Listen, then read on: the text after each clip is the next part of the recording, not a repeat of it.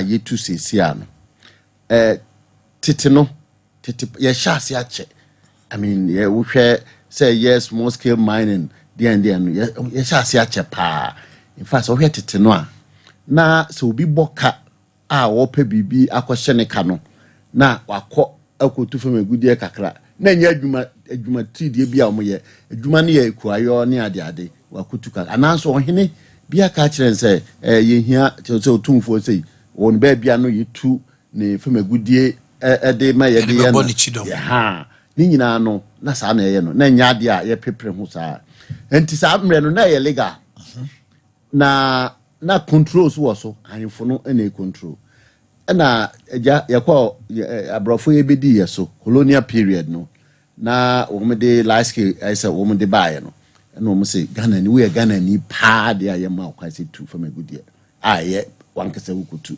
so perform agudie adwuma ya koye adwuma wo Anglo da Ashanti ana say all the big mines na that time Anglo da Ashanti bae say mines na wo bo asene takwane samre no tina omo abane se wuntumi nye small scale mining tina ya outlawed but it tamre no ya ban no kra no sila na Ghana for ye na binum ye be ye na police for di omochi ye de soldier for di omochi because me ya kwala no kra no ya na yes scatter police for no scatter bo sa man for adwane nti omu dwane na police for no kope no ma sa akobio de ye ntete no na ewa na so samre no na ha adwen na shovel ne pickaxe bi ne de wo mo ko university me ka say obi nim ko ya say o minya blade 5 nketwa sesi ye nya kilos ye nya kilos if me addition ade bi a yesu hu ye no na one mine bi a ho o ya every 2 weeks you nya $24 million every 2 weeks $24 million ya wo mine mu a mo study no e kire epic here enti ababe yesikasem kese pa na ama obia sorry na okwakotu because baby esika wono na wo kan asem bi a metaka na ya me de pass waka aya ye say famagudie de chewa na de apaewo ye chese ya castle as a nome ya nome wo enya no kre onyankopon on kase ye de famagudie abehye form emfa mane ma na on kase ye nome na mmom onyankopon pese ye yusu adwen o de amayen no ni emfa ntu na mmoa yen na yen sei enchimade ne that enne ye ne oma bia nti yen mum ne ye nom ye ho with famagudi anyankopon de adom kwan ya fa so etu no yensuo asai ye funtam ya sase ye gya ho enne ma amanfo twa adwadwe no enye famagudi etu no na amanfo mpe nim se Ghana fo anye famagudi etu a ye etu enye sika no na ye mpe na mum ye etu sensuo na ye etu se yen sase ena ma obia ekadwadwe no eninti amasa wo ya aban na wo ho a ese utumi yemra na mra so kra wo ho na mo ese utumi enforce mra no ma mra ne ye adwuma ma wo hyemu kina na umma anasa umma otimamufo no munya adwuma ye obi opese otu famagudie na otumi tu bi nya ne sika na mo otu no kwan paso na eyeye we say ene ya wiase ayehye brofo kan baby global warming ye nyina ekeka nsam say ye ni anua in fact Ghana fo etumi ko bobo sia wo baby say de bedua anua ana ye gi ache diska grant say de bedua anua ma ye man mu adwe kakra na say saa oman na ne mampani so tumi ka say me mamra kwan je say ma ya pass law say sisi a obi atumi ekokotu bi ye forest mu a na che say aye say na da bi na ye de da the LI 2462 yes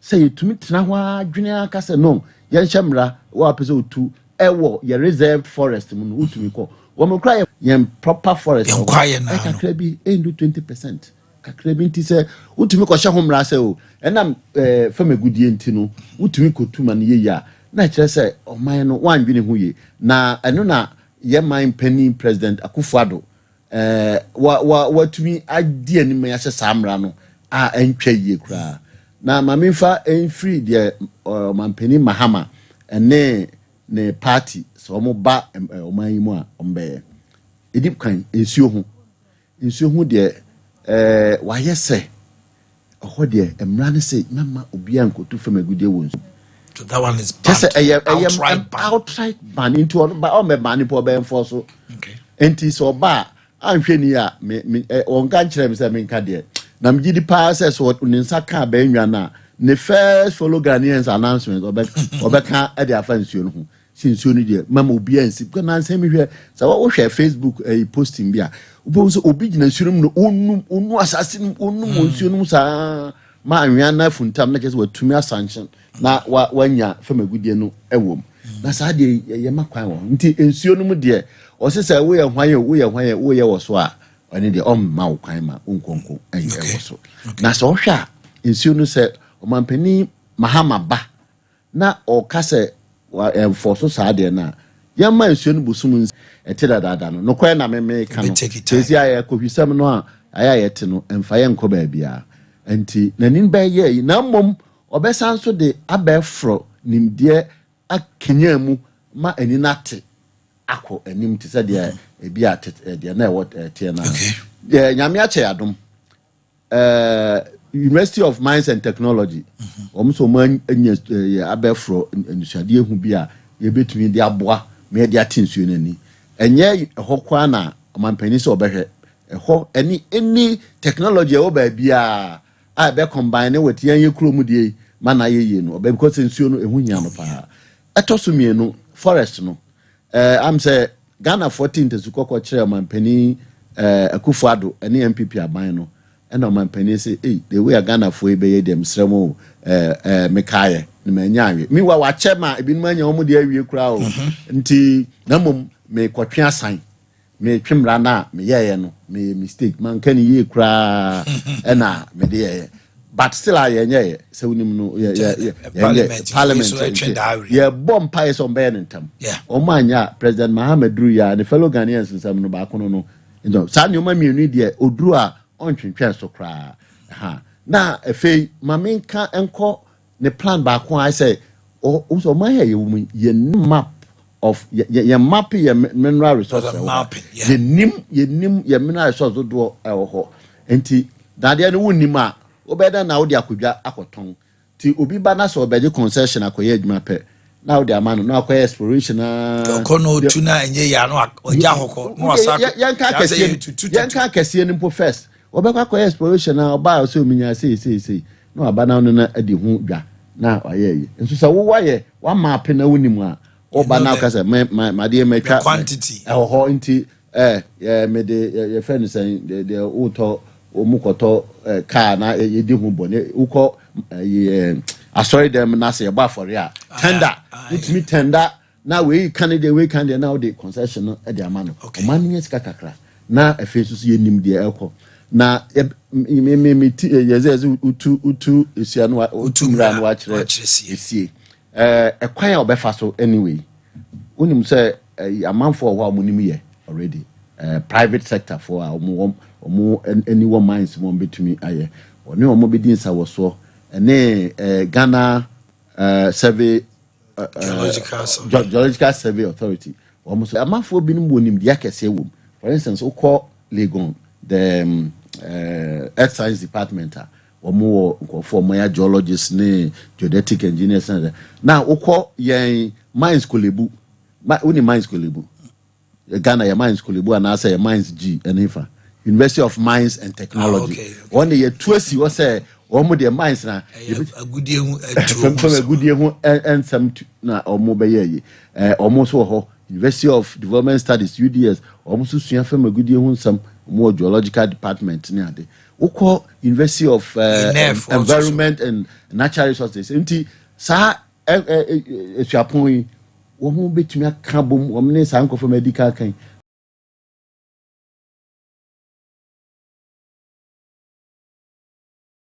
how no asa akosie oman ye wo mines mienu na wo oman mu ba ko ye small scale na ba ko ye large scale anti large scale ni de am say nyina yenim ya fa no Anglo da Shanti Newmont ni Goldfields no ye large scale mining for no na small scale no I say wo mu a o ma den krata wo tu fam agudie no na small scale no kra so emu chemienu e fa ba ko ne ye wo ma gen krata o mo ye e fa ba ko so ye wo ma wo ne krata and so still excavators in into our excavate to me last Michelle Baby na mbisa na ukro ye de adwuma ni kro so lines is de adwuma also micro galaya we've mixed it. We fused them into which is which. And into and ho na de ye ben say omo ye galamsey no asabi omo ne hu krata no ubisa say adenti a oye ade a emfamra kwa so in fact ya addition ade be mira me chamber of mines no we conducted a study ama ye bisa nkofo say eduma we emra kwa so say nya mra kwa so adenti a onye na krata o say o chirim say nkrata no kasa wo koje a eno no gisa okofa ma me aboso oba opokofa ukoyese omu ekan ya etumi kan say ebi okra obeduru ho no unye obia ema ne hwewanim obi ka cha me say na saase a na oje ho krata wa master vi akoye no okoba na obi asi akira kodi enti ohun sa na na se masade me kwa ko na la de ma me enkoye ma de na wa funta se kwan e faso nya krata no so ho asem ha enti omampani say obe decentralize na so obechichim ama baby a Femegudi district via na municipality after the mapping now allocate baby a good that's right mobile decentralizing minerals commission or district that's right water resource commission or district super na EPA or district no man he say we crowd hu ya nka wa na say ma o kan because woni ma de no wa and say na there o one stop shop assembly say uko Australia yakosua de bi wo ho omo mines mineral department no eye ba ko pe na ba ko na wo ho no wa hene anka wo ho na wo ye EPA department of mines rep wo na wo ha wo nua ba ko ya wo ho oni ye bi water resources into omu nyina wo the same place into say what the application kwa enya fe na minerals commission TTAW na say call EPA for so cry no more suspicion kakra e we minerals commission we ade we ya o mai na say to mu nya will go to omo ho a ombeko na say water resources some so akoho enti emretintin pa na ebedi ma ansa na so obenya license na wunya wa ye at omo nyina wo bia ba ko a we hwe ne de bia o de mai na say bibi wo no ntia say obenante akọ office akobusa enti opese enu be ma ne o mai faster and more efficient. Into a proper one-stop shop, efficient mineral regulatory institutions. Na omaye. Na ubiye noa when you asset sa what decentralize sa regulatory institutions no. Or we are what time I will simple. So wo swame area higher.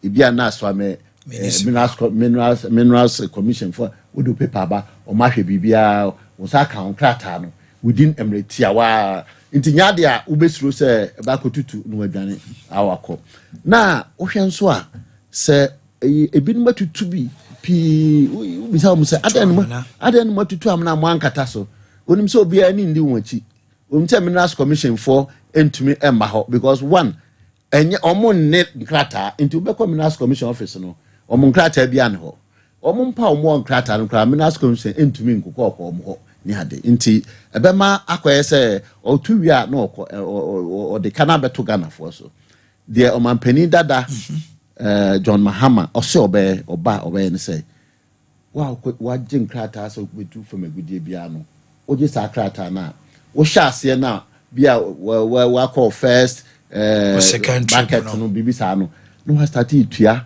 sika kakra ye frɛ no rehabilitation insurance bond. Okay. Inti no we are in fact okoye kakra na for reclamation na o de to a aban mfa ne sanka eye woni aban nyina signature e wo so nti e wo na sa woni no na wo ye concurrent reclamation by sakese no otuwie na wa hya se ka anwe na gusu dua nnua no ne ade nti wo ye sa concurrent wo ye wie dia aban na akokofa osika na de ko wanye dia na sika wo ko na ban e akutua agusie so eduanu egu so kama na omo na license na ye kan omo asem no sesia no de ban say omo gi license ni wi small scale mining for no obia ye be ma sa suapon ya mbobo omo din ebirim ho mo akusua ne oma mo sua geology sua mining engineer ni ade ye be ma obia e be nya obi ma omo aka omo no ma ye adwuma no se okaya am say man pa ye wumi agrek for twiafo omo ye adwuma na se enkoya ni akoma Greek officers Greek extension officers very good eboa wo enti sa pepepe na ye dis mrantoa ne ketesia o makwadro sa nyade mu na omo akwakoboa omo maye omadwuma na amebia meka se wo de geologist ana mining engineer or national service mponu oyesin edwuma we a geologist ana mining engineer because ya onim principles no onim e be experience no on ba wait match e ma na ye e no wo na ayi ye free bibi say in fact ma menka we say hunya me pa wo say tututu ya sasa no so pi that's right na omampani mahama call round no na eye ne ya na ona also ka say but this is an opportunity.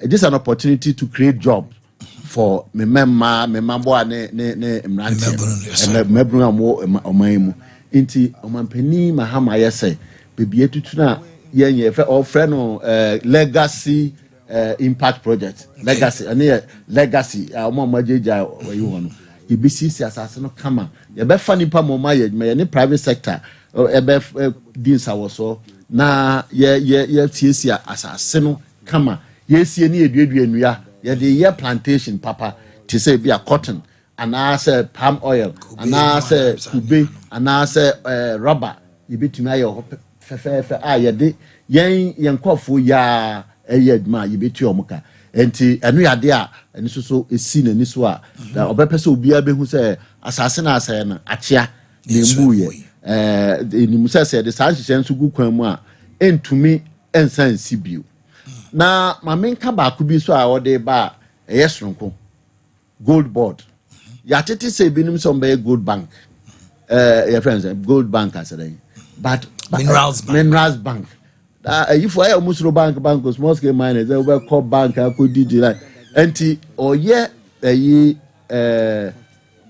so you're going to have a gold board like cocoa board like cashew board very good enti who say cocoa board ne cashew board no omo cocoa board say cocoa fon kwa no mu yeduma they regulate omo cocoa pe and the first na coffee kan na zame coffee na no asa akofo kakra enti sa gold board na eneni abese cocoa board no omo so be small scale mining omo aho omo bra de hia omo ne abefro ne omo eso mutum hu ebe kire omo na de omo be ba kunie omo be ma ya plant pool our district bia omo etu from a good year until plant pool no ye bebo ama omo de mfidie ni ade besiwo ne private sector bedins house omo de mfidie besiwo wo hia wa be rent ana wa be high na de akwa we no watu aka we de nyesa abanti or to to machine na wo ba be high na mum obesa so set up gold fund a different from gold bank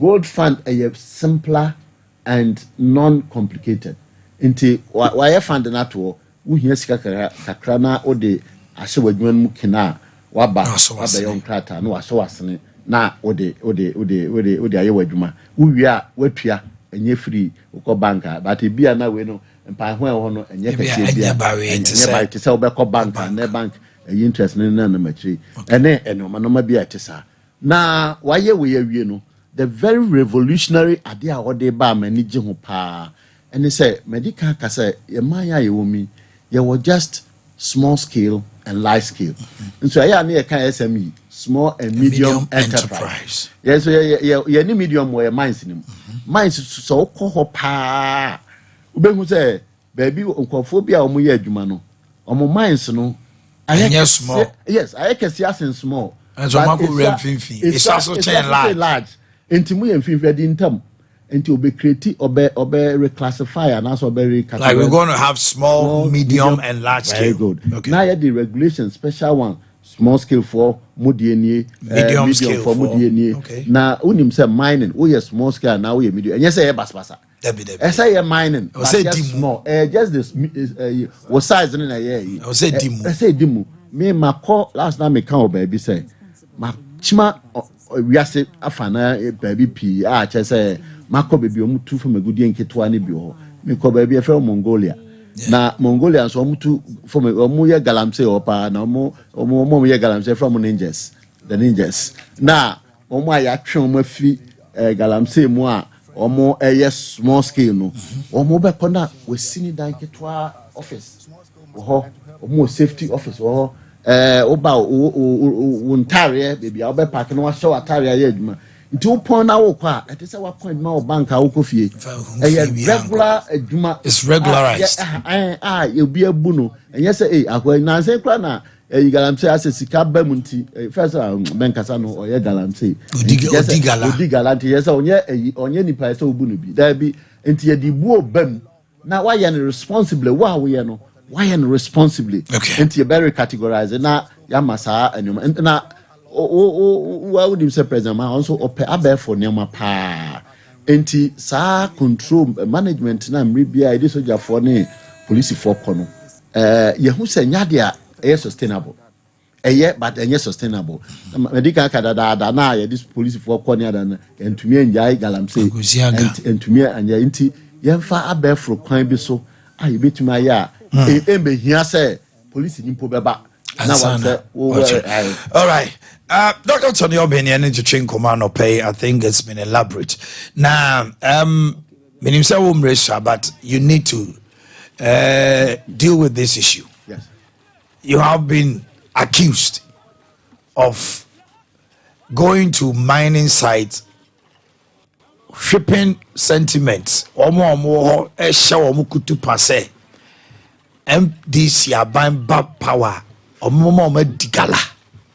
Ama galano ombe shemu kena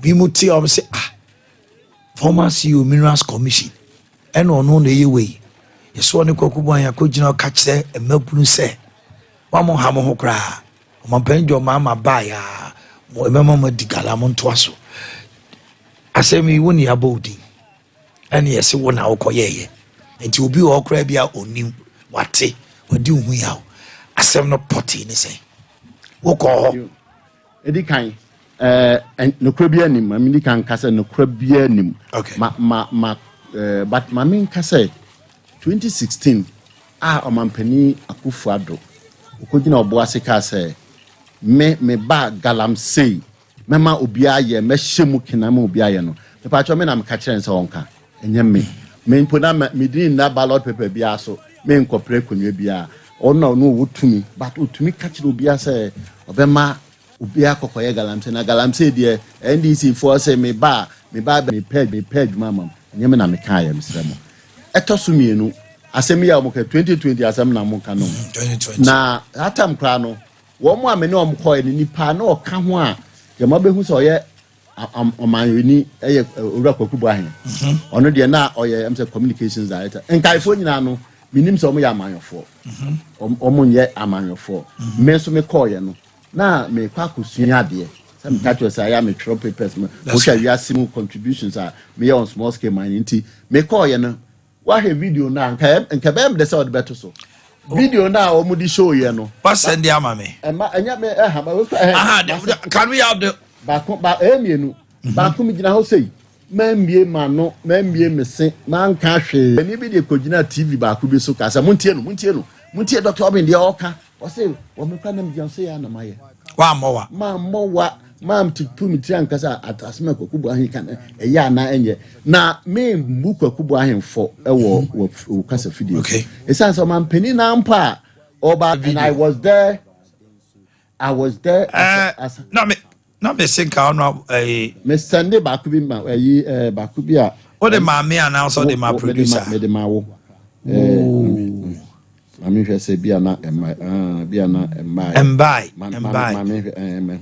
so ka menya ka me because me obi a assemble todwa ya na me pene poma sibre enti no ye dwuma ye die se ye ka se eben aka asemo a pa cha hwe se aba na mabusa se eben o kan but unfortunately me obi wo sa we ni bia na me gina me hu wa ha me ya se ba wo de kasa wa wo nie yes wo se edi kan no me mambie man no obi a wa hwe me ka se emra asemi ba ye no opani bi pa a me ferry for penny tie video no wahwe said dia meka ya na watie dem kan na wahu oh and that's one kahwe oh Ghana pa there then people from strategy no obeka manaye no kre enti you never uttered a word. Never uttered a word. Wo video now mujina so ye. In fact, at the end of court inti, I am a person you are taking whoever is. Nipa. But no coach, what was your comment? Also, the whole kind. Then I walk. Mijina hono mankahe wo. Me also. There's no word attributed to you. Say. Second one video no put na behu. Na am say video no jamo muhu. Obi ojo nipa no. Muntie de all kan. Me one put them second video no put them in so now can now man Kobe cry first one me Kobe first one but and no me gina say over here no my time chebi and me gina say and we have played this video here but twice or thrice so I'm not surprised oh sha we say we no mo ye no say call communication meeting MPP for communication hey see there minds na mine na omo ya de Dr. Obi on Sompa on why edmo minerals ko me da monka say waka say enti ubon so bia da no bi me ko TV back bi TV3 na ma me bi akitesi bi Dr. Hwan bi kasa na Dr. Obi na me frɛ no ende me kan madwen kakra kire no say enye ono oye din but omako training access wo ka galamsi asem dia na small schema fasha ase wo Dr. Obi so go na sabe amanfo nim no to won kasa me bie man no dey say mo hwehwe answer na mefi ha no say be wie program ya mo say obi ntumi nya no readily emfama because we have played it like twice or thrice even here but so second one ma aba dem ma on hwe ni mo so aba by this time dey aba Robin say me number no once even man say even because I'm going through it but it's not coming. Yes, I'm so was a number no way correct. But my issue is nipa ni wakana sem or say one kasa. Just man kasa anybody who has anything other than the wakana on famra on some famra on washa or kase me na wo say no na m1 say me kofi ma me fama na Fama Omanhene na ebi amena. Okay. I'm so more download so don't worry we'll get it. If I try to the wrap up man, then I will catch chat to na. The me catch chat to say. If I force was 7 million mo to so. The me catch chat to say. Omanhene Mahama and NDC. Omote small scale mining and mining as here pa. So here yabakosem nansen yabakosem from the 80s now. Omwana manage mine na ne ade anti se otenachiri 8 years we hu enioma bi a ekoso a enye ene wa ma ya nwene saa enioma nyina saa policies ebi wo ho a na 2016 nka ade na wa plan 2020 so edeba na wasan nti wa so when yes we build the experience ewom a onani abre wo ho se obeye nti emre no so a ese yansesa de ekono a Ghana baby bedru no enye yansesa eni na eja America for de omu sabe omo adwene ba omu say look ye man penning that baby yedru no ye hear experience hands ye obi a honye bi da because situation adru ba bi say ontumi konkofa sabe obi afi na wawie foforo obepem omanpani akonya na di na mama study and experience and President John Dramani Mahama ye do na okoto aba na men konko he number 8 ya no me order number 8 yes order number 8 pe ba okoto aba na ye ntro 1 2 3 4 8 ga hwe baby a chiniye ni si akata wia no esi na wahwe na ni menfa go si akata wia no so na men kasa me do John Mahama pa intimidate ko si ma hu say me do pa ofesi adaka na ewo chiniye nanim no udi si opepepe boko na odi esi so mempre ho gidigidi no wa aka wa bana tu hwe aketawia no ana chiniwe no katamanso adaka na ewo pepepe na odi esi anim okay na bibia ye kama but I am mombo ma ade no omo jale mebo Dr. Tony Elbain and mote say and in the chinko mono or NDC Bama pa former CEO Minerals Commission na eba kasa so ayo kasa ba gudia aha enu nie say we na na oka aha we na na kokubo after on the 11th that way on the 7th no and she say ya go at the mam because no one better akot na ho say the be ya yemi anu ble o mo adwuma te kakra musu de nya sa asini bi na so ya sa e ma ke so first one man na be kwa ko han na so dia ba be adwuma na so do ko no ko ba de e di entu kwa akoto aba no a e John Dramani Mahama e tu direct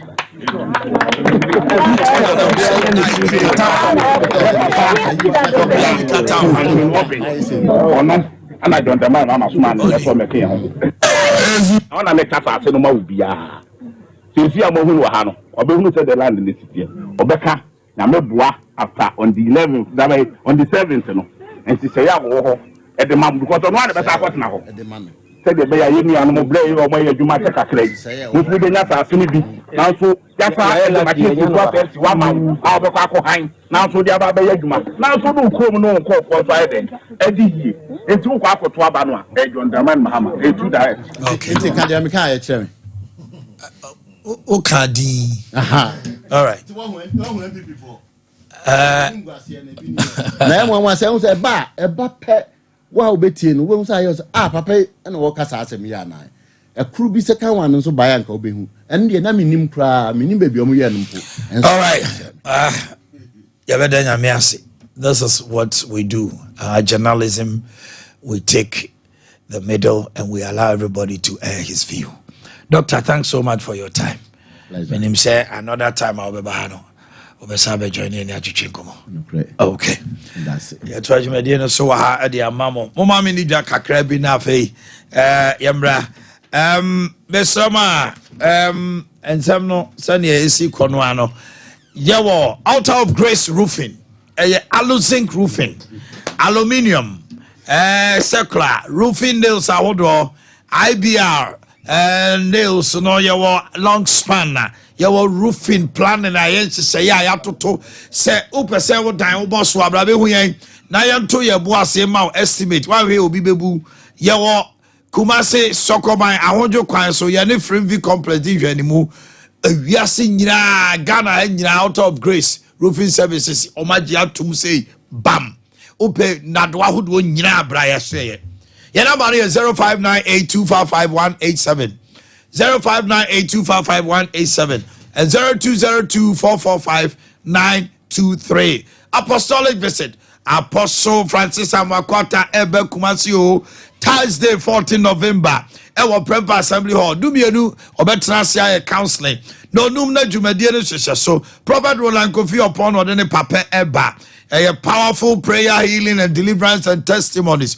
Kaho na ebuku city crowns 0242-259-178. 0242-259-178. Deeper natural health and one said. What do I need? Second floor, Wallace Tower, Ditcham so. Doctor Siwenya peptic gastric GERD, Diodona, H. pylori, Muana Besho, Nipe, Diemu say chong. O down now and isu brew, ya na. I say, oh, child, she be there, oh, Debbie. Also, symptoms, and also, ya dear Bonnie, papa. Then so Dimpadia will last stop for 0245 1184 34, 0245 1184 34, 0246 744 744. Spanish 3 power combined. Your Spanish ginkgo capsules. Spanish ginkgo capsules. Say uko jasu now per Spanish ginkgo capsules are. Edientra also 40 years. And so okani age child cause when you say obu awadi 50. And so when you fear as well 32 years. Just me am see hey. Me bobi future obia. Share we have Spanish ginkgo capsules. I said that I draw said the beya. Emma wo yegyina brane unyina na wo unvie no kra tiba eti broni friend anti-aging unya wrinkles oni paduam afei your mental sharpness obi ka asema na to trim oni pa nyini a eduma bia na ne mental sharpness ne conform onom ginkgo capsules a it sharpens your mental faculty obu ho no ma ne number sisia 0244 22222. O down when house pacho betuma sa abo number ni bia ma me misrew. Obu on ma obo di a kire no 2 minutes. Waka smash boss ye me review. Ni nyina emwa esa improve blood flow to the brain. Unya stroke da. Afei sleepless night, insomnia, a gifri hokra. Garlic mixture ne capsule so there wona se atata e be ye free ho. Why emre ebe ma ahoden afei cholesterol no be ye free ho ma wuntiri ni moja di afusane o blood pressure ebe kosoro ba from basa no ebe regulate no o ha no anya kata obu o kasa halitosis na numu nka ene menstrual disorders nyina no oba be ma wonum be ye 0266 1141 11 0266 1141 11. Kwalana be a school a farm of fra obano wonya school aka hofa ne ko SHS 1 e was St Andrews free SHS ya BA SHS 1 2 3 kwalana be a bibinti o debi fa ne ko St Andrews SHS, the best private senior high school at what Ghana boarding new hostel facilities I would draw Kwalanu Diagro Kama addition Okop a year premise why you were the friend of Rich FM. Ayechla Kwalano media worker dachi obitma radio presenter Kesia now broadcast journalist Kesia Freyo 0244 696911 general arts, general science, business, home economics, visual arts, agric. We are seeing for soup bank sim do gone off in. So if you are so any new edubiasi, excellent boarding facilities 0244 696911.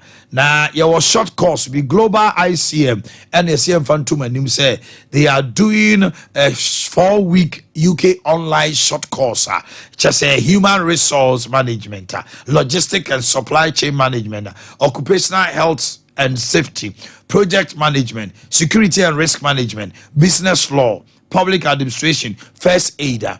You open up face to face when the executives know just say ebejo chenkomo just say online no and ya dia said ya no sia na ya shase from the 25th to 30th of November. Consecration ordination service Basso 30th November 8 p.m. was Sapphire Gardens wa Shannon so do home ebechra tasamanso enumre no siabia kosia apostle you donko Robert Ampia Kofi Archbishop Ajinasare Bishop Remonakwa and Apostle Francis Ajinasare chesenye dwumadi ketwa kra of sister oba you say when your ovarian cyst and I say unkosiano N2 and unkosiano N4 ye no we hear ovarian cyst say oh honomo ness or ba we atenka and ranamia minia kuma or hinini dia dance say unya obsis pa na oboba wa be abeto achi ukunu enti bomodena e boost libido movement a tito a memo a medro na se unya obsis dia na se unya krado so o mema ukuna we dia ne enkoto na emom se wo tinka tikone se wo koto dia na che se nwumre be ma no so wa adwumaye afei cramps a wo do menstrual cramps ni nyina be ye fri ho na wo bu nsa na enyina ye menstrual cycle disordered no e be ye afei hormonal balance so be ba eti unyin sense unyin sanie fre 0596607858 0596607858 Nani entertain komo obetuma friend 0500 210133 0500 210133 Shannon so say Medpoint Pharmacy Limited and Ade Akye Abia order for Sompa chede yegusua bronya na benya o bronya na benya ni Okutoba ya ena bronya no ebaso Sompa chede fa wo de bra obetimi ede usika obi ono a me papa pani bi so man me dey 50 me ntimi nya dey enkoto bibia momfa moa obi dey 100 obi dey 500 obi dey 1000 nya obi a na betimi akodwa so okoto mo okoto anwa okoto geisha okoto sardine okoto corn beef ene sa ne mani nyina enti sa ne mani nyina beduru hono ma ne aka ne nyina bom na bibia akoso kama eti frɛ 05 send you sika call 0598 559 802 and 0241 272 990. Yetara One Media and now Blessed Foster na bibia akoso kama Bayport ejuma for damfo kese pa na mo to say Yami adom Omanhene. Bibi aboko. Yami adom. Emini aba so want to say. Bibi akama kama. No pe uchichi no ni ade no da ye pa. E ba the accommodation the obo. On say ni wine glass and ni tinwi no na ekọ. Ozo okra wa dwene ma so. Ma dwene ma so. Ah, she. Omo de obo awo. Omunya tisi sa. Ebi ewu ama omo. Oya dwuma obi port o ska oni ha. Mama ni ma she. Eso man no be ya ma branch bi so be bo asem ya. Asesana dwene. Bu agro na ma lo pe. Ba enti obi dia. Omanhene edase ene akwanya odi amaye ene nso biom. Ebechia wahwefo ni wetiefo nyina anope ye baya yenkura no bone se de ya wo da bia ye no eye be port savings and loans na ya ba no pay na ya sign ede fixed deposit product no abetudwa fixed deposit sebe o ye adwuma obra bia wo bobia no e wo se opesika bia wo de beto baabi na sa sika no sika na kasa ye adwuma na wanya ho mfaso nti eno na tembia yenya akwanya wo fidie kese yiso aye ba na de betu dwama amanfo nyina hu se enam se nipa bebre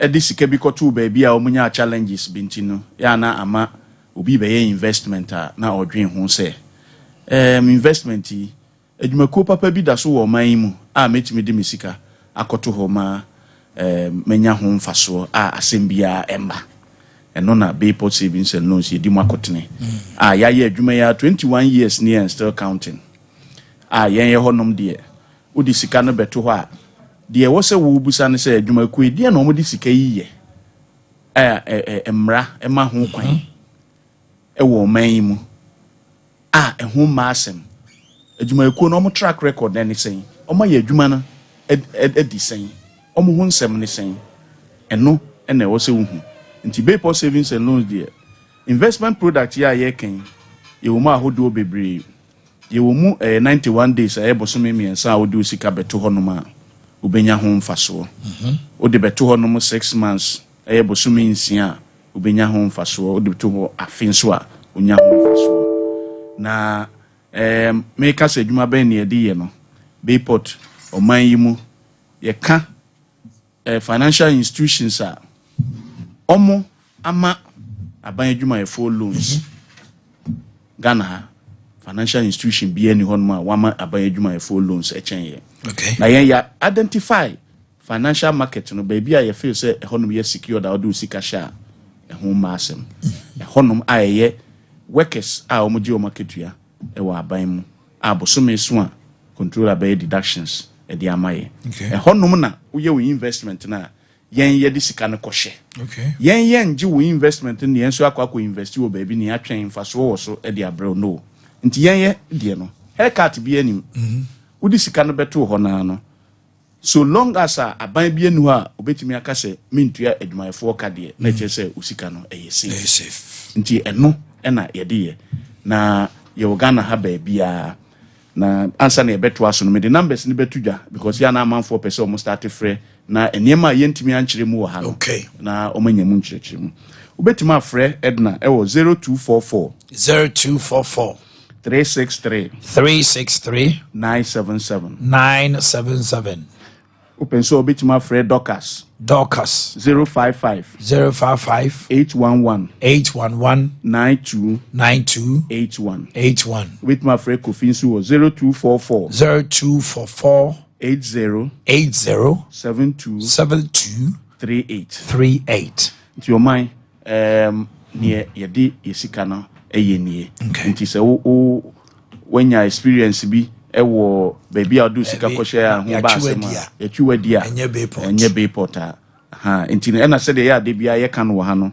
Bayport so de ya ye product no so flexible wo no unkuta usika na mfa ntoka mu na odi abaye honom there be because the safety of your clients enunti no ya sheda ebie Bayport savings and loans account was some selected commercial banks in this country and you know hwehwe na ye no agree say ebia me ye no say me ye no bosome miensa me ye no bosome nsia na say afia na ya mawo ye account number e wo Fidelity Bank, your account number e wo Ghana Commercial Bank, your account number e wo Standard Chartered Bank, your account number e wo Cal Bank at your own convenience.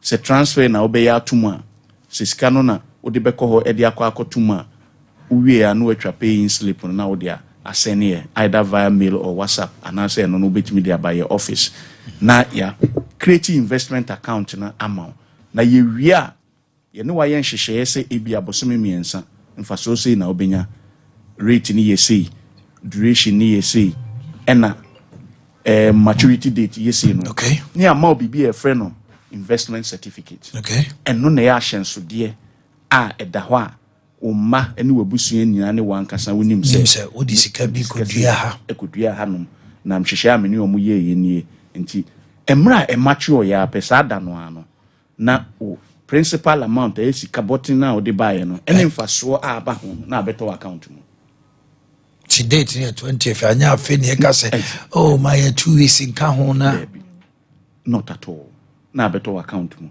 nti ebeto mu ano na wo no your relationship managers na answer na be mature no be frɛ a week before actually say usika ya de beto ye we e be mature day we na nyame boy mature yenya ne den yen rolling over and say odi ba be ka ho roll over no kyerɛ sɛ sika no a me de ato ho no emre na me ne mo hyehyɛ na so mensan enye no bosumi miensa na bosumi nsia na sisi ana mehia monsa amfa any interest ni nyina na yes ano e ba sa no a this time around the interest na be cost because when your interest 100 million and the fund say will save 1 billion what the 110 this time around na to the interest na be cost people for some to am account and at the FA woman say obi so me man lecture no ba o man ye o man obi wo ho a na ebia sika bottle no pese o roll over na emfaso no oyi na ode koya bi akwanya wo ho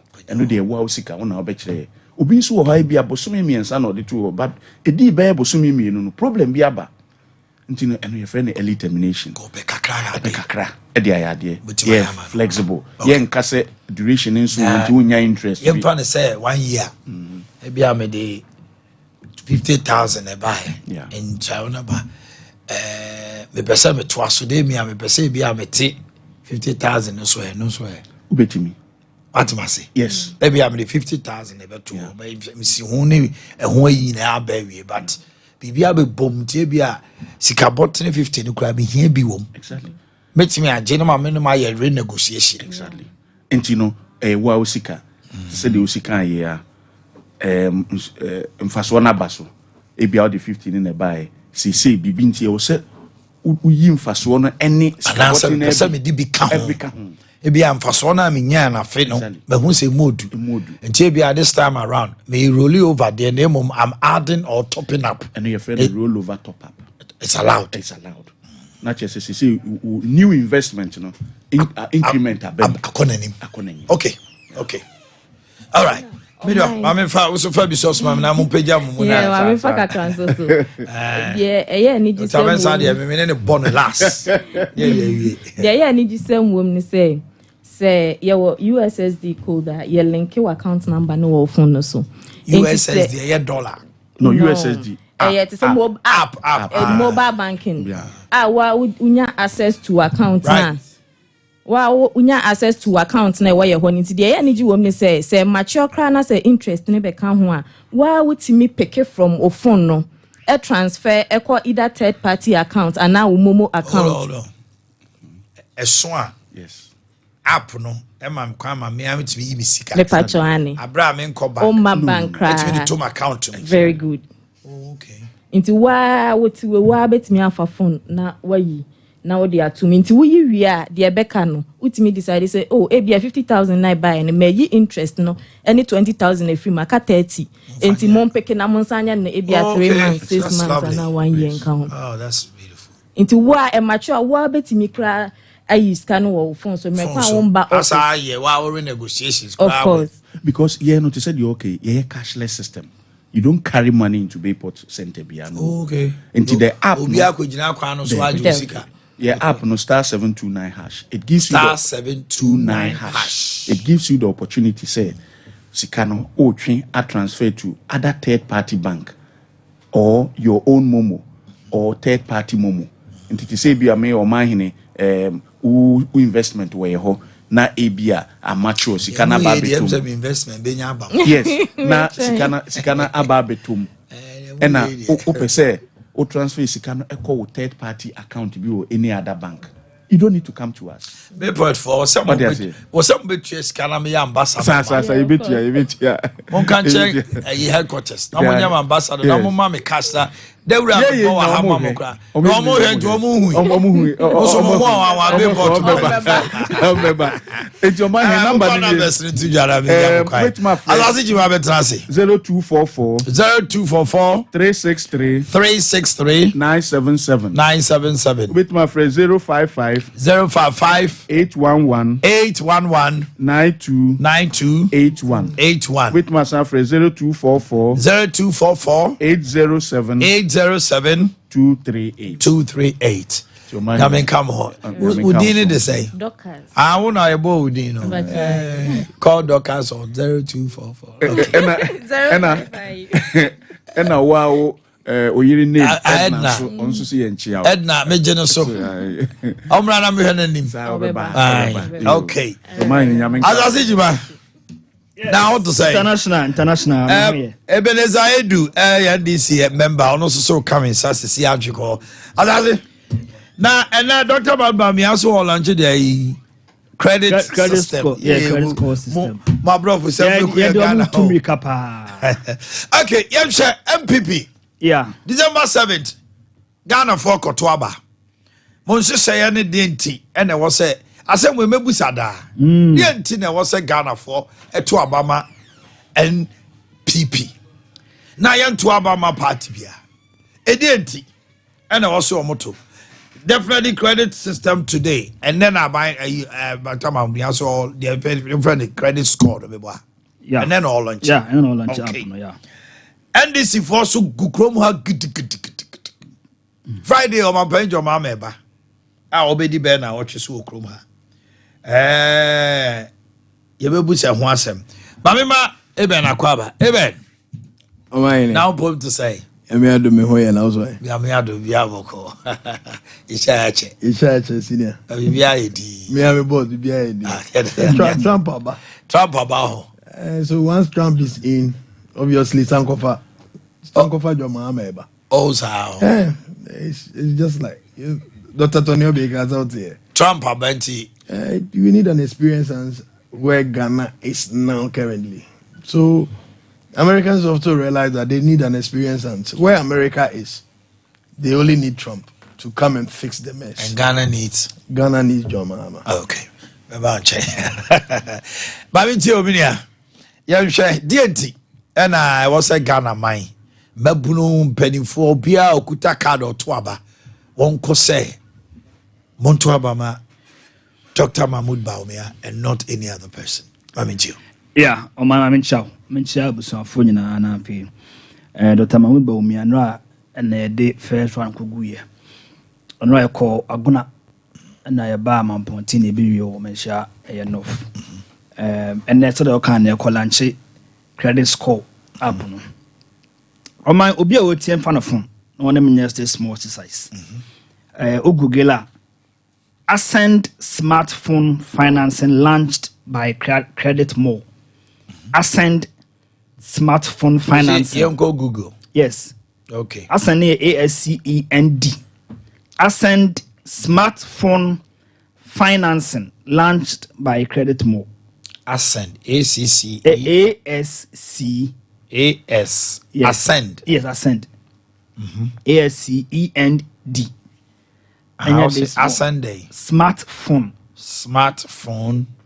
financing yes. Story no. Credit More launches Ascend smartphone financing we NAT nam chade uti nam ye NAT member we NAT for program mo dia ba no dey order that and they will say a for Ghana baby the Credit More Credit More ne is not for be o maya say bia uhia omoma items bia TV say bia fridge say bia home theater so na omoje wo pay slipper o ya not member nko do pay slipper na omode na na brew o school na ofie at said you should not be high purchase and na to say omode smartphones so aba finance naba te bia so uhia phone say bia uhia iPhone 12 or 13 na ni boy 10,000 Ghana na untumi and times ka pudu enkoto a not through the Ascent smartphone finance no will give you the phone you know akọ terms depending on how from source ahodi bet me ene sabe onya kadibo a previous year wadi na watimatua na ye the amount similar to not the timayo not a group no group o mata for ye obe mata be 400,000 o matima ya sade no en na ba o mi apese o trem magana nyina na utimi uhia ka uhi bi ohia bia no based on what den sikasemu and how credit worthy you are because Ghana card now they say no be hu bia aduma wo ye ne obia no se woni bank bia ka ne ma ni na no ye bo a ebe hu eno na ba omia say bo see do sa level no okwa amonone a sa na wo ho for top phones at the bray the cast a bray may tomo nyina no most of them 90% of them na no yes ade no next capital no to so ba omia is bringing that na ni nyina na ye it zeroes in or narrow into the broad based digitalization kan wasem e bi o man aduro no e ya dwumu dwuma na ye enana se obi pemampani adi na sa adwene no o sere sa adwene no o di ho fewa na e wo se ye no ton chen kwacha se ze no man no koja no interior mahama se o sere that abomia say obusane say economy na say o so yes school dan ya say no o twa nwada pa di na tem nyina no adwene na ye adwuma no enye se me ba mam kokobu ene nkon katankati no sa level no ya trawo you understand internet eya ba omye kwa nyina no na mabon tofa ede o de wonim kra no he na atfo say ya o mode no e bi that say eba so from next year be say ya pa unkari sika poso to ka ne to the 30,000 na pe na chenya o je 22,000 bubabuabu no sa in the midst of bills about you bia about your school fees how can you save that money in how many years so bo mi ade ba na nyina na etimi awura sa ade anim na etimi ya usher ourselves into the fourth industrial revolution wa e kan ho asem ntino ne e be course watch na obase ya pa e be call odotobiri manso kwanta ne manso de bia na kotoa campaign so e ho oman oman e chechire na impempi no to wo chire man a ya na ehun sensem bebrebe it comes to its own attendant difficulties nti o compare baby oman e free ba any baby a yogo and the pese yoko where we are coming from where we are and where we seek to go okay these are the three a year ya be so dia kan asem enu nti MPP aban me mo example baako Ghana ye constitution in 1992 ena e ka kire say e wo say yeduru mra Ghana enwoma sua be free at the basic level primary JHS free compulsory universal FQ. Basic education yewura ajekum kufo a wo ye MPP ni ena in 2005 or the capitation grant ebaya ema basic school a year free in fact he gave true and proper meaning to Article 25 of Constitution no FQ no kufo na yes ade no eye MPP abenye and the kufuado and wasa progress mu ade senior high school no aye free yeraba umia say sane nnyua no mpanimfo mienu wei ama basic aye free senior high school aye free dia ono so no tertiary education no through Ghana card every child be oboko school university bia no and so betime ko school free in that me wo le go no na ye kwaje bosia wo loan transfer no ha this will be where band maybe guarantee the agent mode na ma me de ka ko dina ma mo bi nti wanti manya ne ba krokro ntua odwane be si na won ntua wo de ko pension no nti mantimi ankoji because manya obi a obeti be ko fo age nyina no na omu ntua na me wiem ho am de wi school so ba omi ase enei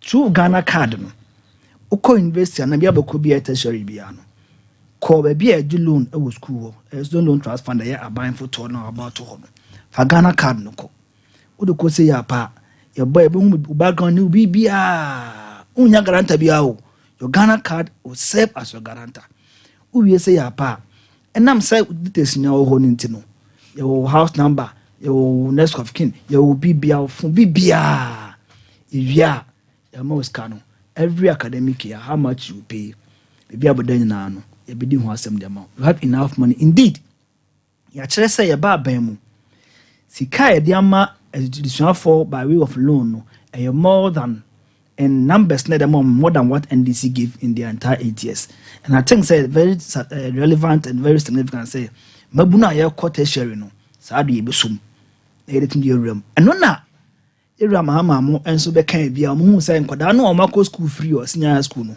and o mako tell o mo e wo first year e wo tertiary o me say the be what tertiary free a o mo ntim cheche mu no so ba umia is elevating the discourse. Say this same MBB tradition no and yama basic senior high school na free there then yesi bakuni de no e ya kono nya kwankani ase. That is what Bamia hopes to do a year from next year no eko. Oman again kromo ha ya kwan ho asem no akwa atwi bebre and we am friend Jack where are you projects e bra na ndis wo no obe ho obakuma se so je kuma se kwa na Ghana ukọ Western North ya ho akwanya kakra okọ Western North so muglu kuma se a sa na we Ghana fo ndere akufo do all born to ano okọ wonom si ewura ya kwan bebi okọ ye bia no kofu su won makwan ho inti bae no mahama na kan parliament so my 4,000 rows into the kilometers ya bae 12,000 and Ghana akromu no oba kumase anen santimemu ase a for instance abon se kwan no be ko bia no won se ya kwan akasa ho so ba miani hopes se obase ya pa niema akufo ado ne na ba no waye ye bia no wono ba bato aso and akwan no one of them oman ya pomodin ho sam wuti region mu ase ya dam be kana ase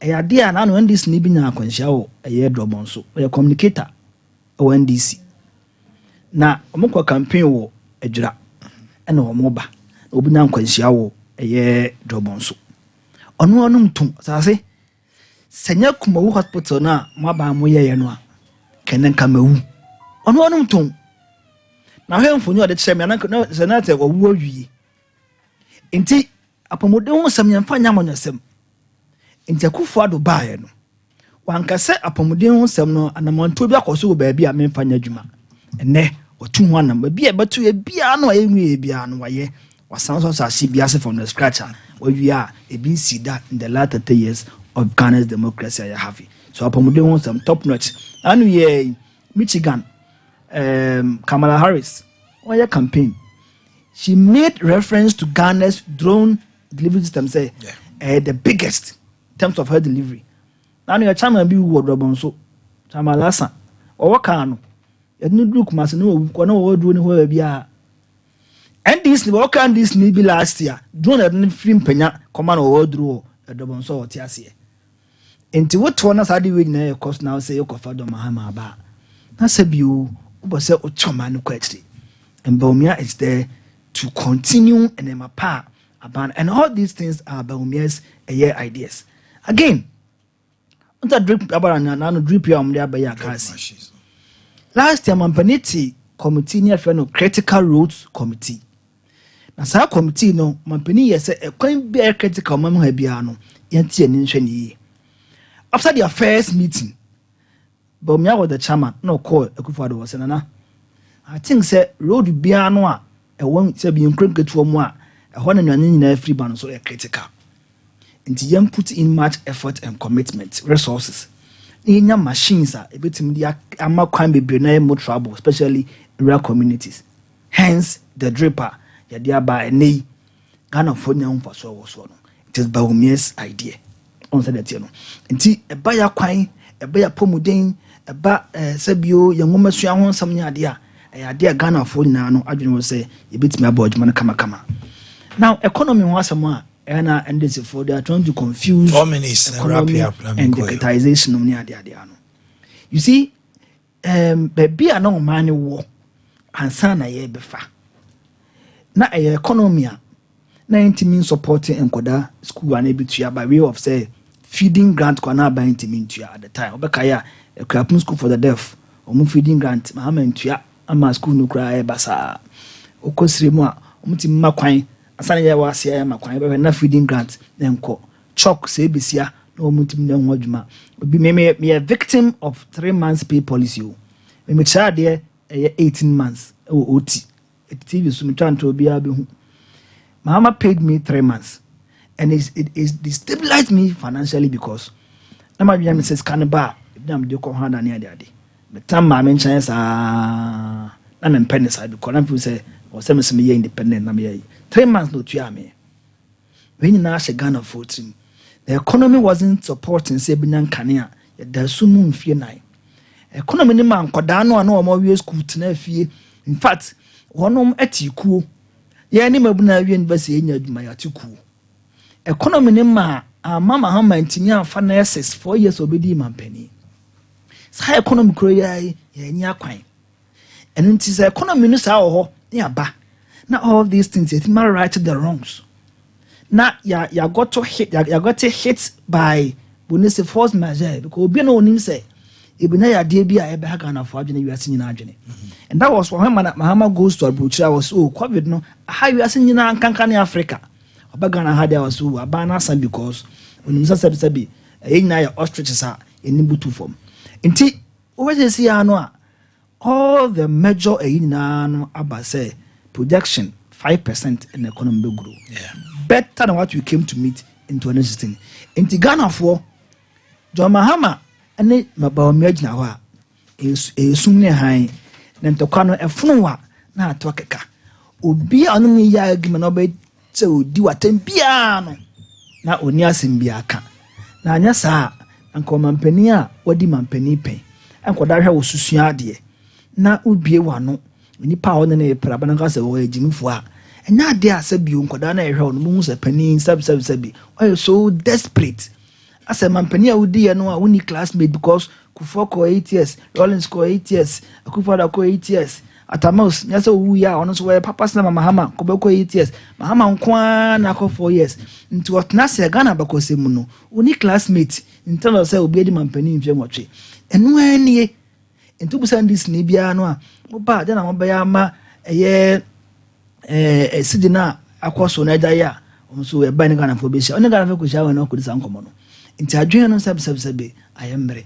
And I think say we are kaya uni and this war na sabio utua tax and no achi obana bacha pine e dia mamu mukoswa swa na mukonye say tan na unu apa konso aba ubamia was ye kaya uni a kaya uni kaya djuma ba ni say o say boa unya djuma kraye nti akosi dan dia mamu o shaman enje ebesbi okumasa mamu na ya sanche ni mu wie say apa yema obia detri no fanya adwuma ene kaye fo na bi twi ai metro mass bus ne binyina we ni adwene ne mo a epese de blogger na mabuno enye say akwa ha obi dan na wa de kokobu akosi fie ho na ada patutu to fie ya tu okay o see ya tu ma enko eben holo eben ma minti die ti na Ghana for ye nto aba ma John Dramani Mahama ne ndisi my campaign na ye dey me bi mo pa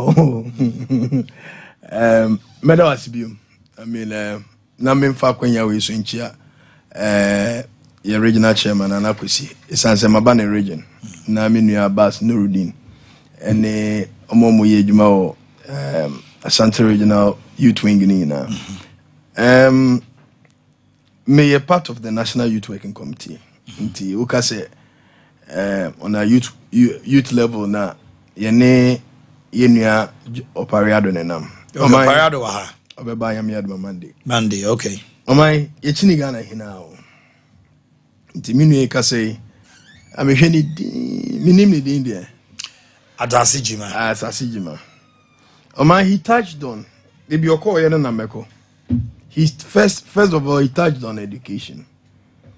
And as I'm talking to you now, just let's Google.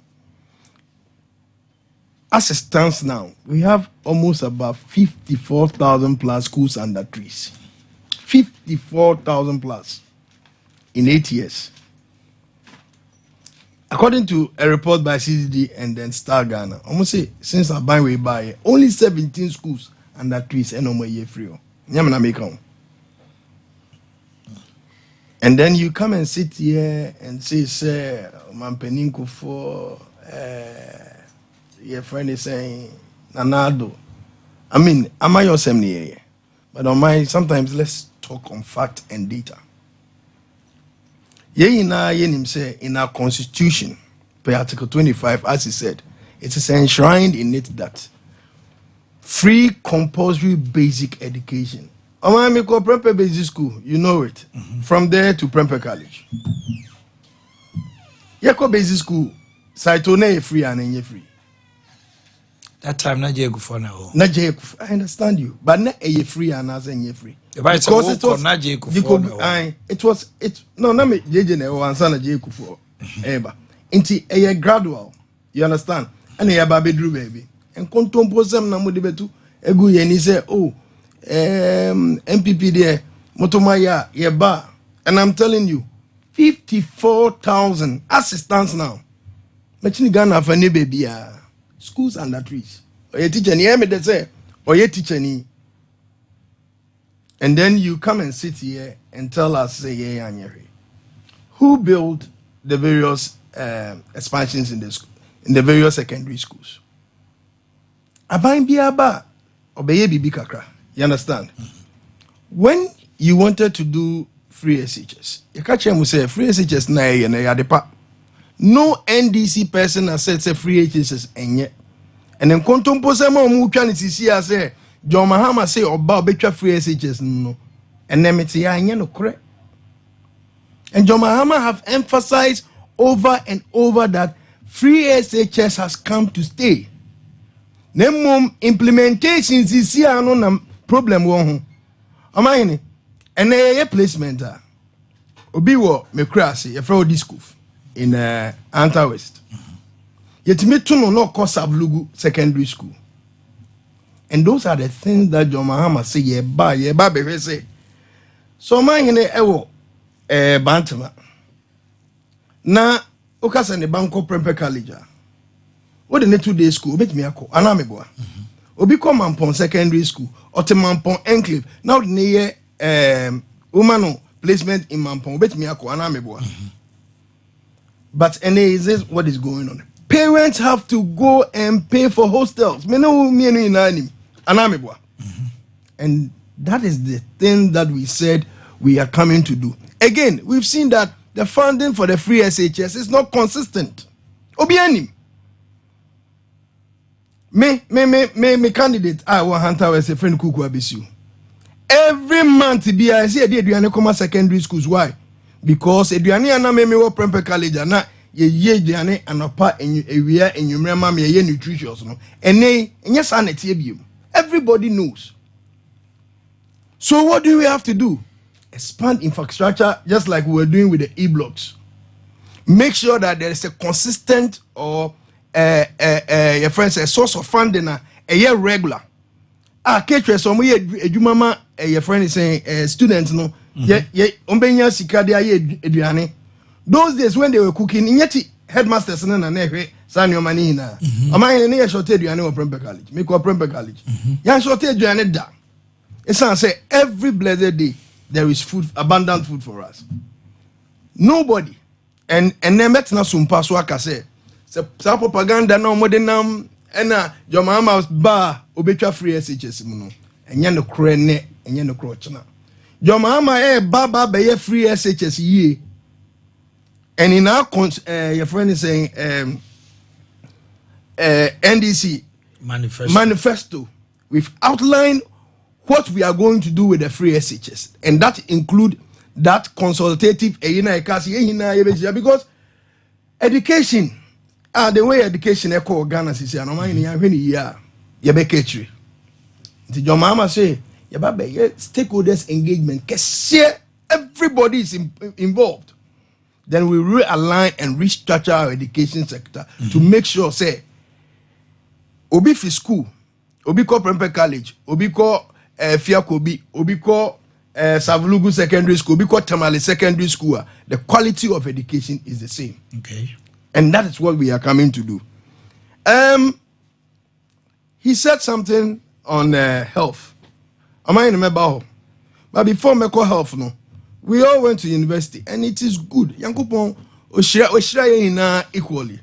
Say in equal university. It is obi kasana analysis or ya. No one will be free. But when you do analysis like that, because superpower into know, you are saying things that are not in. Omanhene menu na yanji student loan university. What is student loan? Manji student loan. The student loan set up now, 10 years ago, it wasn't the same thing. Because 10 years ago, people who were going for a student loan were few. Because graduates at the universities were few than today. When I was in UMAT, I took student loan. And I'm student loan free. And so say Ghana card, what they call now because guarantors near there. Are you saying say NA so student loan you still don't need guarantor? You need your Ghana card too. And the Ghana card that we've done, it's a good thing for all of us. Obiam Bongu, because I have traveled extensively across the world. Everywhere you go, there's a national identification card. So in the United Kingdom, they call it NI. Yeah. Oh, NI, easy. So it's a good thing. They may say, when you talk about Baumia, His Excellency Baumia, when Ade Akye Abia a year to the credit reader of Baumia a year. But when things are bad, then they tell you say another Baumia ba. Inti somebody who is in government is campaigning as if so opposition. Omanhene, why is Baumia now running away from the economy? Menu ina tigana hani ebekache say Baumia is the economic messiah. Meboa. Menu ina tiana Samuel ebekache say my husband is economic whiskey. Menu ina tigana hana oro safuma fu bekache say Baumia somuko your friend is saying meeting economic management team the contributions there wow. So why are we here today?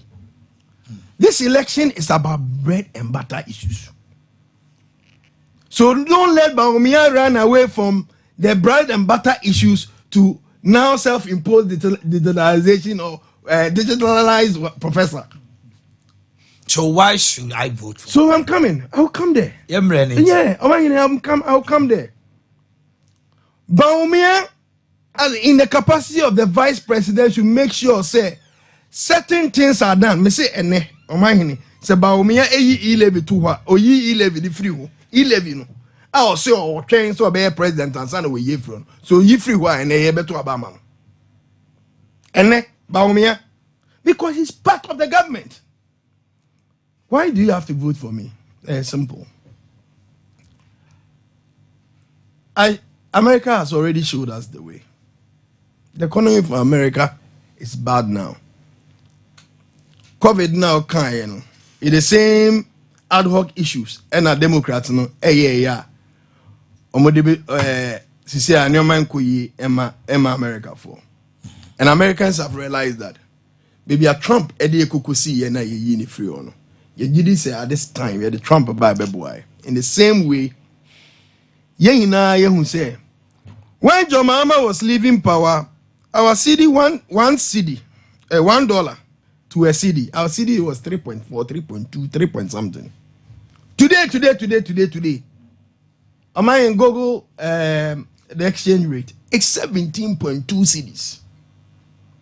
And this is somebody who told us that one stabilizing economy no what chisidi no or the key no the IGP into CCR there everything will be smooth. You see when you do book economics I'm a mining engineer. But I did a count. When you do book economics, there's a difference between book economics and then the real economics. The real economics is what is facing us now, fundamentally. Because when the fundamentals are weak, there's a stage rate. It will expose you like that's exposed by Omia. Omanhene, John Mahama time. So we need Bibia Krana Okotogobe. Yeah, normal fundamental Otogobe. With me the 2 cities, 3 cities, 4 cities at Ogobe. And now Pep Gobe are cloud, unkuta 20 cities, 30 cities, out in the Gobe. Kenke and fish. Enra, me fin cry eba, and upon yedi kinky. Fisher, the previous day, yatono, bear 20 cities, no. Oko and Swati, my men no say, and one of your two. Until so they become the Fisher, I told 20, 30 cities, no. I said 25 cities. And this is where the economy is now. Until meme be before, and better to be bien good, and he said, and I'm about me the digitalization about, and or the Ghana card about. I come there, I was a Ghana card. And nobody said, and I said it. Me and Frank, nobody says Ghana card is not good. But se nipa no so one money do ani ndi. One money baby and that. Amane one tona. What does he need your Ghana card for? And then you talked about infrastructure. Why did you call John Mahama the infrastructure king? In the history of the Fourth Republic of the Republic of Ghana, President Bia knew why infrastructure more than John Dramani Mahama. Everybody knows. When it comes to Aquine, hospitals, schools, any day keka among me and you know. And I'm saying this, that me, I don't stay, I'm a national politician. I'm not a regional or a district politician. I have traveled extensively across the length and breadth of this country. And every major road that is under construction, and I say, we know, NDC are buying a year. Mobetu say, you sign contracts, baby. You use 2 years or 3 years to do forensic audit on roads and infrastructure. Abrogate contracts, no. And I'm over Mosai every engagee and I'm here. So don't come and tell us, say, Nipa na, no teso na oma Ghana for hoto mona. Yenye aduane di. Even in his time, oba betu a serious challenge. Fix it, no. You're telling him, say, akokongiti. All because of propaganda. Wrap up for me. Omanhene may wrap it up. The NPP have seen that campaign at Tonsium. They know they have 31 days to go to opposition. They know everywhere you go in Ghana, for bread, nipe bread. The only people who are not suffering are the people who are in government, the few who are enjoying. Me, I have a lot of NPP friends, and they told me point blank that Eben, and yet, Baumia on to me boy, and everybody knows about me and to me boy. And see, say, Opo Bia, at this current stage where Ghana is now, you are the highest government in the history of the Fourth Republic. And show us what we've used with that money to. You can't show us. Thank you. Okay. I wish I could have some minutes of rebuttal for each and everyone. I'm in time and also so. I saw. Oh, but was as a man no too near go. But Dr. Benz also so many. As I say, I'll have another time for you. What's it? Am I not met me about? As a bet, I would have producer. I'll tell you, you have the youth wing is here for 1 week. Okay, so Doctor Akwaba, Doc, the bomb to say. Baby Aboko, nobody has say, nobody has say. Yene Doctor Mensanto Chenko, Doc. Kajaso baby. Dedi kan ma men fanchi akese ma sompa etifo ne ahwefo a omuti anopedwumedi. Eba ha na me beti mudwumedi se ya na men so na me de bia bo me kotodwem.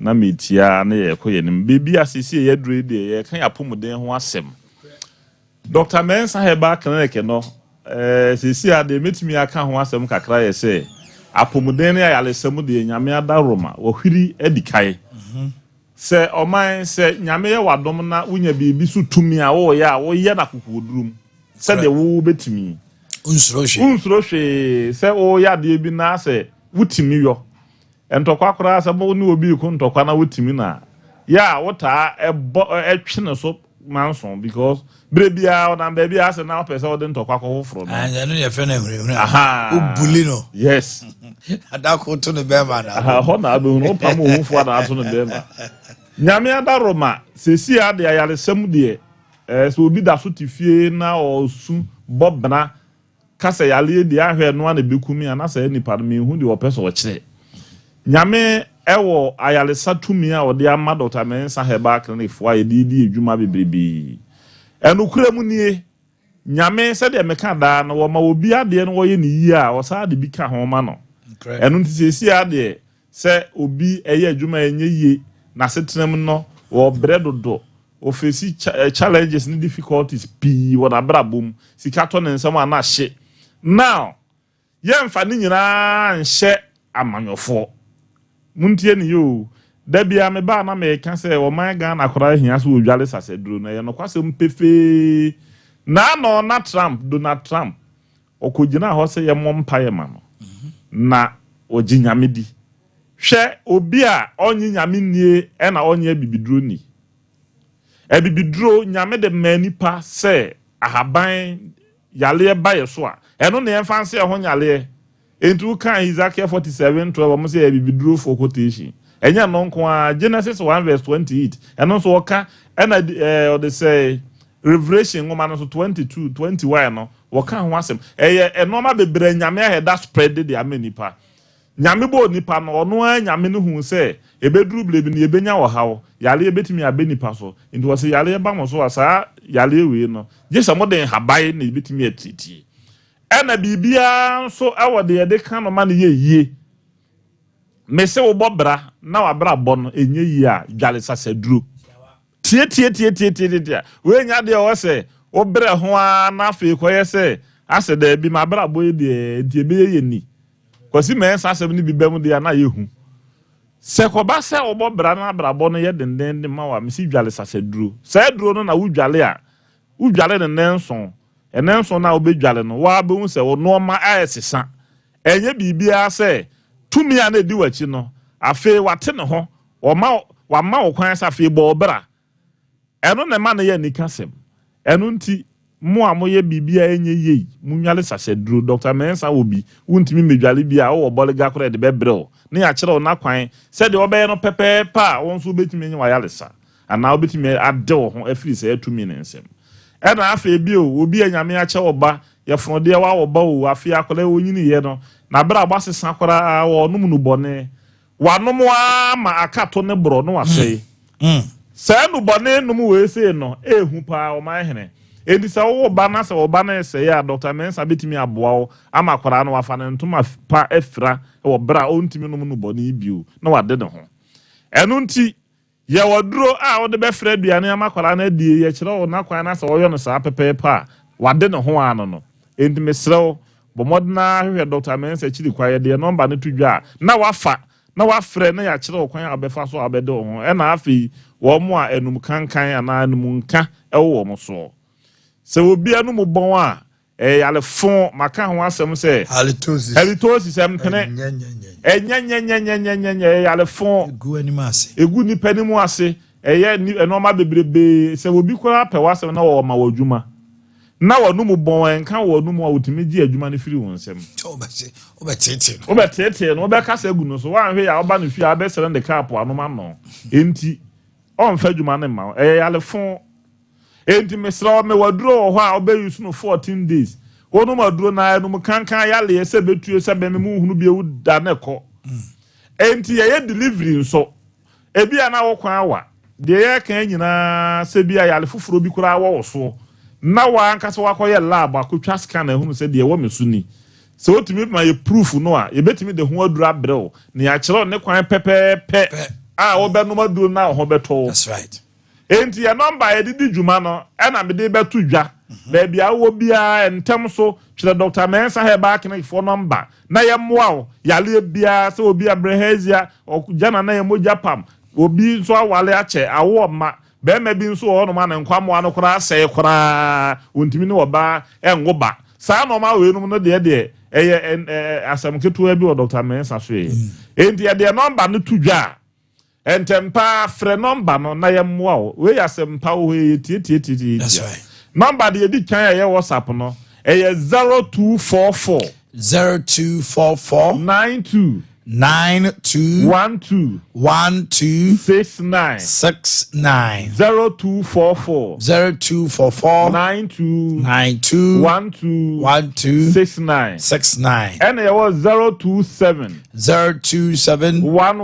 11 73 551 027 11 73 551 Emumu yasa wo MTN number foforo no ye 0532 92 80 95 ahoma we mu bia wo pusu a one Dr. Mensa Herbal Clinic for bedi nkomo Omanhene ya chiri kwan wo Kumase ha kotwi. That's right. Kotwi no obetimi afa kai wo Sofolai bodi kwa o se me ko Dr. Mensa ho obetimi afa bi wo G runabout obetimi afa bi wo Pampa so anase kajetia inside Tech Junction so obetimi afa bi wo hodobo baby biala wo kajetia ha se bodi se me ko Dr. Mensa ho anhwa na ye de wo ko KO ho nye ho a bodi ne safa ahotedin ne to aso se de ye safa ne Dr. Wonder no ene ye de obeba kotwi na ya to ye bo ase na ya hwe wo yale bi ha obia. Okay.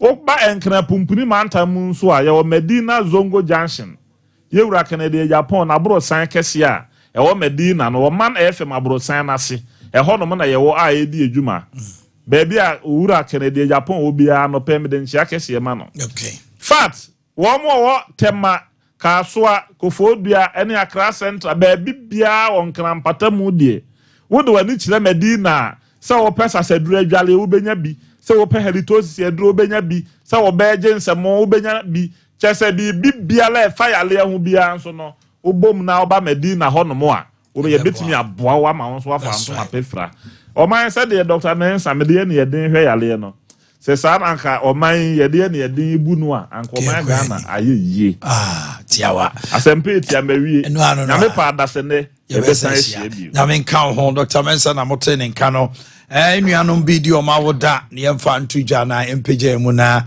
fancy ne na pamfo metna se fa godie hu sem papa emrel no Barcelona ye boy no simple kra.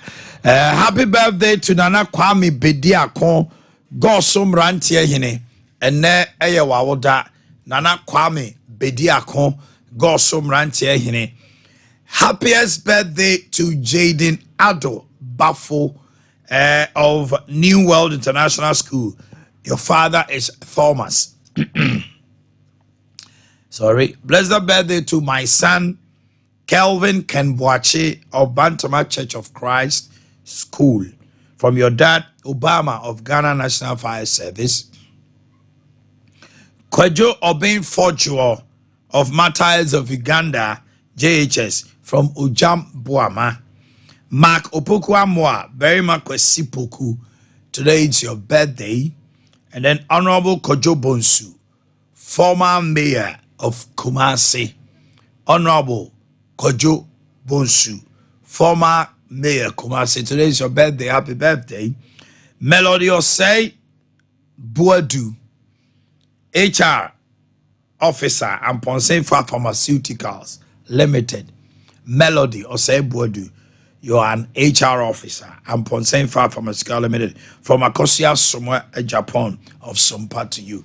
On this note, we say thank you for staying with us. Tomorrow we come your way with Friday special. Have a wonderful and a great day. I am out. Let's get ready to... My name is